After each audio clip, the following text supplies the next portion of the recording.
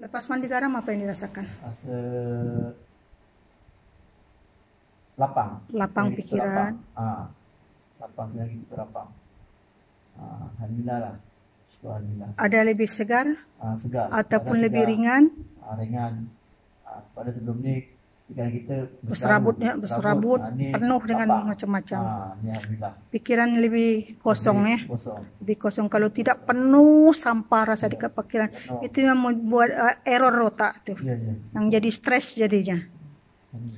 Ini baru terapi mandi garam ya, terapi mandi garam berenergi ya. Belum terapi bakar, belum hipnoterapi. Tadi baru sedikit hipnoterapinya. Nanti saya mau ulang lagi untuk perbaikan mentalnya dengan terapi pemulihan mental. Karena penyakit anxiety GERD ini memang memang sangat sulit. Kalau tidak tepat kaedah rawatannya dan tidak bagus, tidak kualitas energi rawatannya tidak mencukupi, tidak ada perubahan. Sebab itu kalau penyakit anxiety ini ataupun GERD ni penyubat dokter biasanya tidak ada perubahan. Rukiah pun biasanya tidak ada perubahan, dan suplemen produk-produk kesehatan biasanya juga hilang timbul karena ini penyakit gangguan mental yang bermasalah. Jadi tubuh ikut jadi mangsa.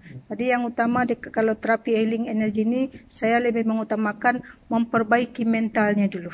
Karena mental ini sangat berkaitan dengan virus ataupun energi kotor, energi penyakit, aura-aura negatif yang melekat di tubuh, yang melekat di organ, di saluran darah, dan yang bersarang di kepala.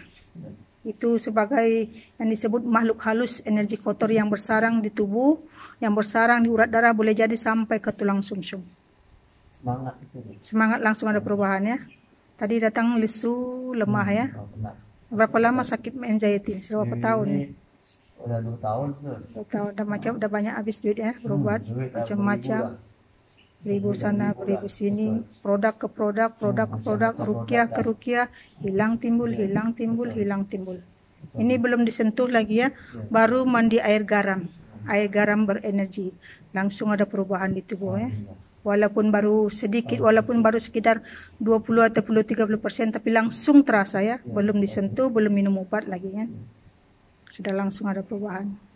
Inilah kesannya apabila kita menggunakan energi murni yang kualitasnya baik. Menggunakan air saja ataupun garam saja langsung ada perubahan. Walaupun belum sempurna. Sempurna itu kan kena perlu proses. Ya. Jadi apa saja yang dirasakan lebih lepas mandi? Ringan sikit badan ringan. Rasa macam semangat mulai. Ya, berubah ya. Berubah. Pikiran juga jauh lebih terang lah, mata juga lebih terang ya. Kalau tidak berat, tadi karena banyak yang dipikul, banyak menumpang di badan, cuma saja tak nampak.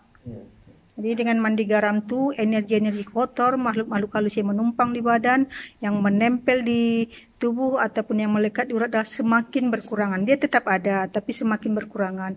Apabila kekuatan negatif itu semakin berkurangan dengan kena energi healing ni, maka kekuatan dia makin melemah, kita makin sehat, pikiran kita makin terang dan makin lapang, makin tenang. Jadi terlalu banyak selama ini energi kotor di badan, energi kekuatan negatif makhluk halus ataupun virus-virus penyakit ini yang membuat jiwa kita tidak tenang sehingga organ tubuh kita menjadi rosak. Senyum sedikit. Jauh perubahan ya. Alhamdulillah setelah mandi garamnya. Pesakit anxiety dan juga GERD ya, yang selalu otaknya error selalu hilang. Dada sudah lapang, perut masih sebu. Alhamdulillah sudah banyak kurangnya, lebih kurang dalam 20-30% sudah langsung ada perubahannya. Baru sekedar mandi garam ya, belum terapi hipnoterapi lagi, belum lagi terapi bakar. Insya Allah nanti lebih kurang 70-80% sudah banyak. Tinggal mentalnya saja yang perlu diperbaiki untuk seterusnya nanti. Ya, terbukti ya, kalau tak mencoba, hanya ikut healing dekat grup, dia tidak memadai. Tapi boleh juga ada perubahan. Kita nak Iya, kita di situ kesungguhan kita sanggup berkorban. Oke, mungkin sekali 2 kali ikut dekat grup karena mungkin tak berkesempatan ataupun mungkin tak mencukupi uang, tak apa ikut dekat grup, coba dulu, rasa dulu.